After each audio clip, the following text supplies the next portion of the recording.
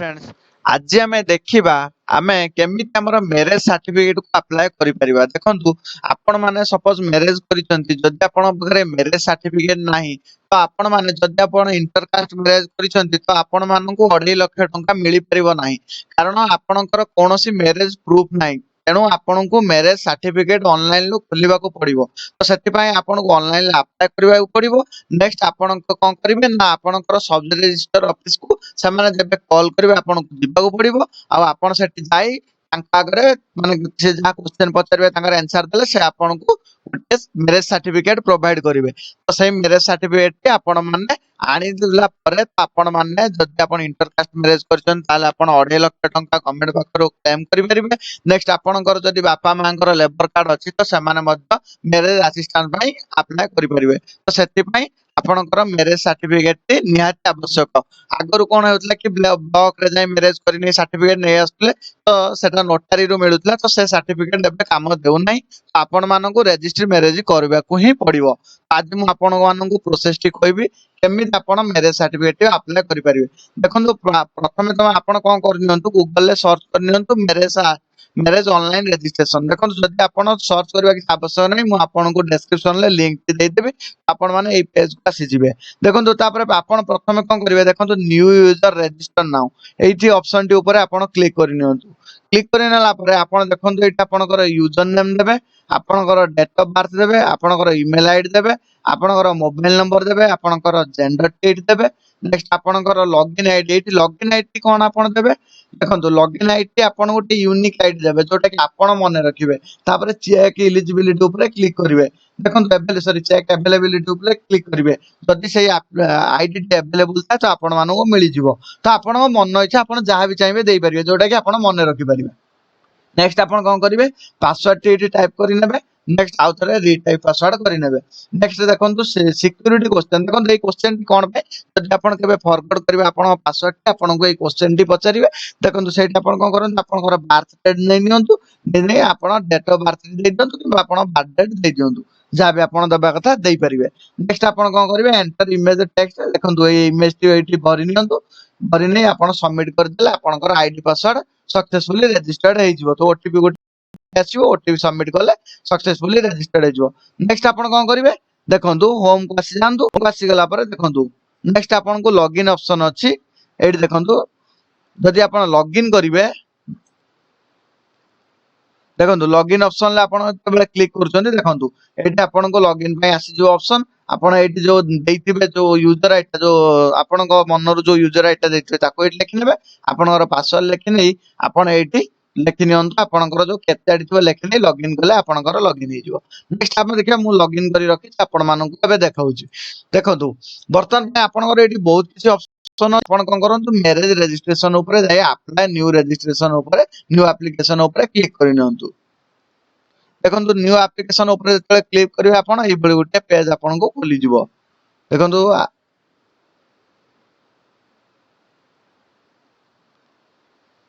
देखंतु मोर आसी नाही मते पुणी लॉगिन करिया पई कहले कारण मु बहुत समय पूर्वरु देखंतु मु एठी लॉगिन करी मते आपण को देखाइ दउची देखंतु मु लॉगिन करि नेली इनवैलिड कैप्चा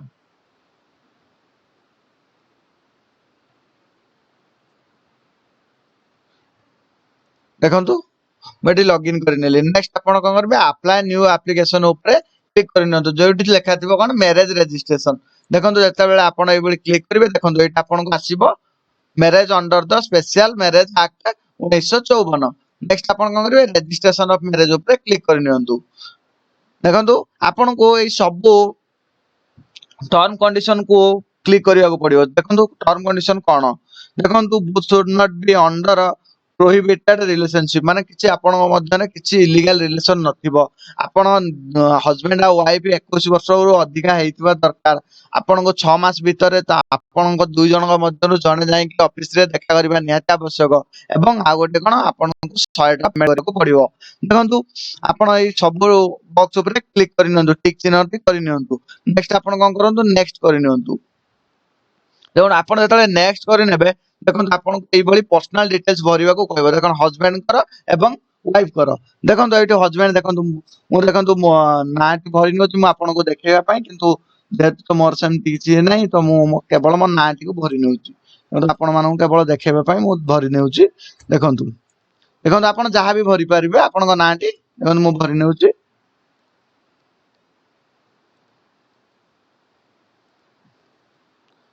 ଦେଖନ୍ତୁ ଆପଣ ଭରି ନେଲେ ଦେଖନ୍ତୁ ଆପଣଙ୍କର କଣ୍ଡିସନ କଣ ଆପଣ ମ୍ୟାରେଡ୍ କିମ୍ବା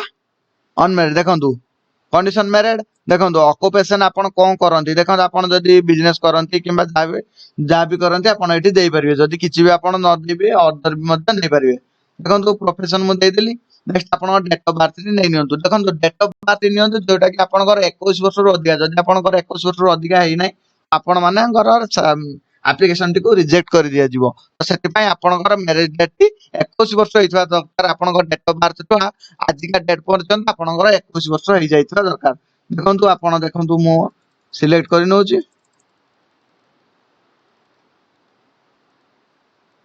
ଦେଖନ୍ତୁ ଆମେ ସିଲେକ୍ଟ କରିନେବା 1999 ଦେଖନ୍ତୁ ଯେକୌଣସି ଗୋଟେ ଡେଟ୍ ମୁଁ ସିଲେକ୍ଟ କରିନେ ଦେଖନ୍ତୁ 24 ଏଜ୍ ହେଇଗଲା ଦେଖନ୍ତୁ ଆପଣ ସେଇଭଳି ଆପଣଙ୍କର ୱାଇଫଙ୍କର ସେଇଭଳି ଭରି ନିଅନ୍ତୁ ତାଙ୍କର ମିଡିଲ ନେମ୍ ମଧ୍ୟ ନେଇଯାଆନ୍ତୁ ନେକ୍ସଟ ତାଙ୍କର ସନ୍ ନେମ୍ ମଧ୍ୟ ନେଇଯାଆନ୍ତୁ ଦେଖନ୍ତୁ ନେକ୍ସଟ ଆପଣ କଣ କରିବେ ତାଙ୍କର ବାପାଙ୍କ ନାଁ ସେଇଭଳି ଆପଣଙ୍କର ଯେମିତି ତାଙ୍କ ବାପାଙ୍କ ନାଁ ତାଙ୍କ ମିଡିଲ ନେମ୍ ଏବଂ ତାଙ୍କ ମିଡିଲ ନେମ୍ ନେଇ ନିଅନ୍ତୁ ଏବଂ ତାଙ୍କର ଲାଷ୍ଟ ନେମ୍ ଟି ନେଇ ନିଅନ୍ତୁ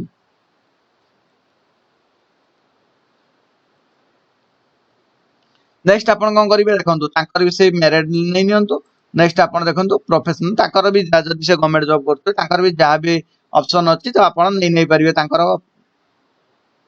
ପ୍ରୋଫେସନ ଯାହା ତ ଆପଣ ତାଙ୍କ ଅକୁପେସନ ମଧ୍ୟ ନେଇ ପାରିବେ ଦେଖନ୍ତୁ ଯଦି ମୁଁ ଏଠି ବିଜନେସ ମଧ୍ୟ କ୍ଲିକ୍ କଲେ କୌଣସି ଅସୁବିଧା ହେବ ନାହିଁ ଦେଖନ୍ତୁ ଏଇଠି ତାଙ୍କର ମଧ୍ୟ ଡେଟ୍ ଅଫ ବାର୍ଥ ତାଙ୍କର 21 ବର୍ଷରୁ ଅଧିକା ହେଇଥିବା ଦରକାର ଦେଖନ୍ତୁ ମୁଁ ବର୍ତ୍ତମାନ ପାଇଁ କ୍ଲିକ୍ କରୁଛି 21 ବର୍ଷରୁ ଅଧିକା ମୁଁ କରିଦେବି ଦେଖନ୍ତୁ ଆମେ ଯଦି 21 ବର୍ଷ ପାଇଁ ଯଦି ଆମେ ନେଇଯିବା 2001 ମଧ୍ୟ 21 ହେଇଯାଉଛି ଦେଖନ୍ତୁ ତାଙ୍କର 22 ବର୍ଷ ହେଇଗଲା ତ ଆପଣ କଣ କରିବେ ନେକ୍ସଟ ଉପରେ କ୍ଲିକ୍ କରିନେବେ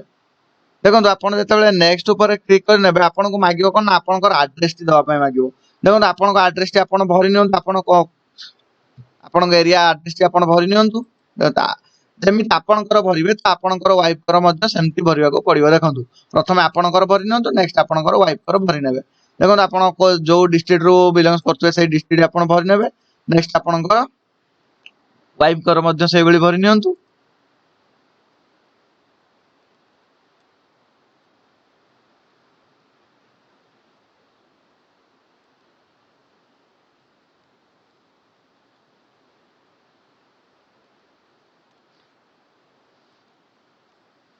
ଦେଖନ୍ତୁ ଭରି ନେଲା ପରେ ଦେଖନ୍ତୁ ଆପଣ ଡିଷ୍ଟ୍ରିକ୍ଟ ଭରି ନିଅନ୍ତୁ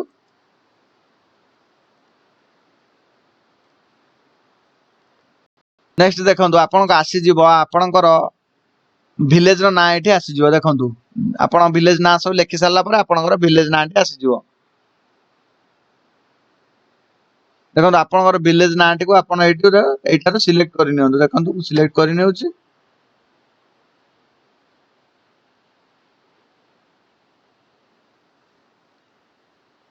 ଦେଖନ୍ତୁ ମୁଁ ସିଲେକ୍ଟ କରିନେଲି ନେକ୍ସଟ ସେଇଭଳି ଆପଣଙ୍କର ୱାଇଫଙ୍କର ତାଙ୍କ ଏରିଆ ଯୋଉଠି ଥିବ ଆପଣ ଦେଇଦିଅନ୍ତୁ ତ ମୁଁ ଯେହେତୁ ଆପଣଙ୍କୁ ଦେଖିବା ପାଇଁ ଚାହୁଁଛି ତ ମୁଁ ସେଥିପାଇଁ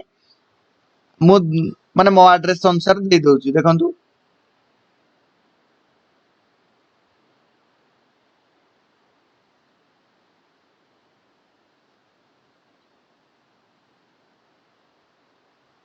ଦେଖନ୍ତୁ ଆପଣ ନେକ୍ସଟ କଣ କରିବେ ଦେଖନ୍ତୁ ରେଜିଷ୍ଟ୍ରେସନ ଅଫିସ ଆପଣଙ୍କର ଦେଖନ୍ତୁ ଆପଣ ରେଜିଷ୍ଟ୍ରେସନ ଅଫିସ ଧାମନଗର ଯଦି ଥିବ ରେଜିଷ୍ଟ୍ରେସନ ଅଫିସ ଧାମନଗର ନେଇ ଦେଖନ୍ତୁ ମୋର ବନ୍ଦ ଦେଖନ୍ତୁ ଏଠି ମୋର ଟିକେ ଭୁଲ ଦେଇଛି ତ ସେଥିପାଇଁ ମୋର ଟିକେ ରେଜିଷ୍ଟ୍ରେସନ ଅଫିସ ଟି ମୋର ଭୁଲ ଦେଖେଇଛି ତ ମୁଁ ଏଠି 131 ଟି ଦବାର ଥିଲା ଦେଖନ୍ତୁ ଆପଣ ଏଇଠି ଠିକ ସେ ଦେଖନ୍ତୁ କାହିଁକି ନା ଏଇଠି ଆପଣଙ୍କର ଡିଷ୍ଟ୍ରିକ୍ଟ ର ସବୁ ଦେଖଉଥିବ ସମସ୍ତ ଗାଁ ଦେଖଉଥିବ ତ ଆପଣଙ୍କ କୋଉ ଗାଁ ଟି ବି ଆପଣଙ୍କର ହେଇପାରିଥାଏ ତ ଗୋଟେ ଡିଷ୍ଟ୍ରିକ୍ଟ ଯଦି ଦିଟା ଗାଁ ନାଁ ଥିବ ତ ଯଦି ଆପଣ ଅଲଗା ଗାଁ ନାଁ ଦେବେ ତ ଆପଣଙ୍କର ରେଜିଷ୍ଟ୍ରେସନ ଅଫିସ ଟି ଚେଞ୍ଜ ହେଇଯିବ ଦେଖନ୍ତୁ ଏଇଠି ମୁଁ ଆପଣଙ୍କୁ ଯେମିତି ଦେଖିଲି ମୋର ଦେଖନ୍ତୁ ଯଦି ପଳସା 45 କରୁଛି ତ ଆପଣ ଧାମନଗର ମୋର ରେଜିଷ୍ଟ୍ରେସନ ଅଫିସ ହେଉଛି जदि मु पळसा 131 करूची माने 131 कर दउ तो बंद हो जाउची देखो मु एठी बंद सिलेक्ट कर नेबी। नेक्स्ट आपण कोन करिवे पुलिस स्टेशन आपण सिलेक्ट कर नियंतु आपनकर जो भी पुलिस स्टेशन हेतिबो। नेक्स्ट आपनकर वाइफ कर सही बळी ताक पुलिस स्टेशन नै नियंतु। नेक्स्ट आपनकर पिन कोड नै नियंतु। नेक्स्ट ताकर मध्य आपन वाइफ को मध्य पिन कोड नै नियंतु। देखंतु जदि आपनकर परमानेंट एड्रेस टी ठीक है माने टेम्परेरी एड्रेस सहित आपण सब क्लिक कर नियंतु सेम हे जिवो। तो देखंतु दुई जनकर क्लिक कर नियंतु सेम आसी जिवो। नेक्स्ट आपण केवल डिस्ट्रिक्ट सिलेक्ट कर नियंतु आपनकर रजिस्ट्रेशन ऑफिस टी को आउ थरे सिलेक्ट कर नियंतु। देखंतु आपण सिलेक्ट कर नेबे। सिलेक्ट कर नेला पर देखंतु आपण कोन करिवे लेंथ ऑफ रेसिडेंस देखो आप रेसिडेंस केते वर्ष हलानी रहिलेनी। देखो केते वर्ष मिनिमम आपण लेखि नियंतु जेति वर्ष आपण एज हलानी लेखि नियंतु। देखो लेखि नेला परे सपोज मैं लेखि नेबी 21 वर्ष 7 मास। नेक्स्ट आपण relation of the before marriage रे आपण केते वर्ष हलानी रिलेशनशिप अछंती। देखो एटा लेखि नियंतु 1 ईयर सपोज लेखि नियंतु दुई जन का 1 ईयर जा भी लिखिबे दुई जनकर समान लिखिबे। नेक्स्ट कर दियंतु। देखो ये जेहेतु मोर नहीं नथिले डिस्ट्रिक्ट तो सेति नेउ नाही तो मु आउथरे डिस्ट्रिक्ट भरि नेली। देखो नेक्स्ट करि नियंतु आपण।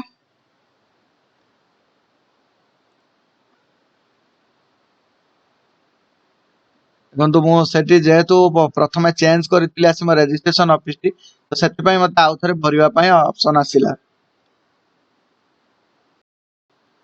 टिके आपण टिके वेट करंतु मु भरि नेउची। देखो मु भरि नेली। नेक्स्ट मु एठी मध्य सही बळी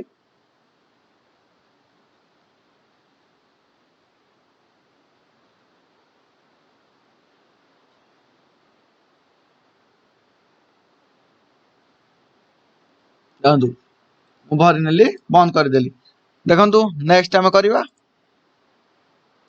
सॉरी मोर भूल मो टिके नेक्स्ट बदल रे मु देखंतु जत्ते बेले आपण नेक्स्ट कर देबे तो आपण को आस जिवो मोबाइल नंबर एठी आसी जिवो। ओके नेक्स्ट आपण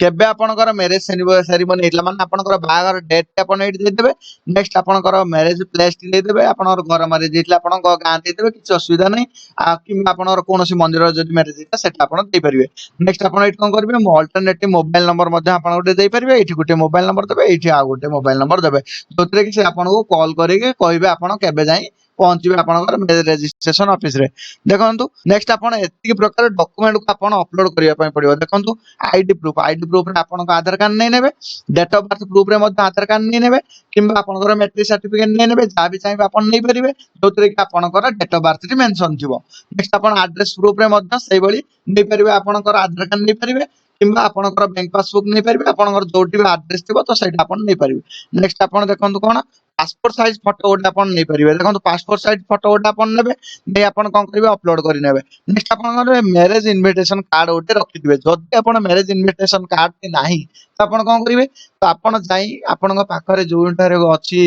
माने प्रेस अछि बा प्रिंट ऑफिस अछि तो सेट तांको कोंतु गोटे मैरिज सर्टिफिकेट माने मैरिज कार्ड गोटे हमको बनै के दे देबे तो सेही डेट टी आपण मेंशन कर नेबे आपण मैरिज डेट टी मेंशन करी शेयर करी आनंतु। नेक्स्ट आपण को वाइफ कर मध्ये सही बळी भरि नेबे। देखंतु आपनकर जिम आईडी प्रूफ ताकर डेट ऑफ बर्थ ताकर एड्रेस प्रूफ मध्ये नै नेबे। नेक्स्ट ताकर गोटे पासपोर्ट साइज फोटो नै नेबे। नेक्स्ट आपण कोन करिवे सबमिट करि नेबे। सबमिट करि नेले आपनकर आपण को समान कॉल करिवे तो कॉल करले आपण जाई देखा करले आपण